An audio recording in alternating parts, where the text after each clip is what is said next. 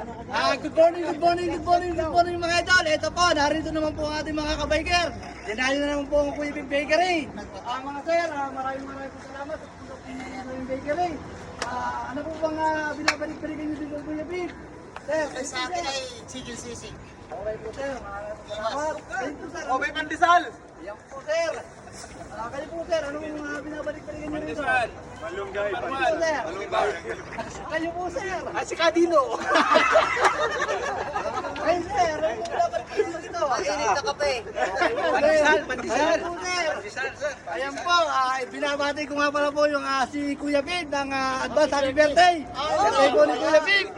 Happy birthday po Kuya Pig. Mabuhay ka lang ang gusto mo Kuya Pig.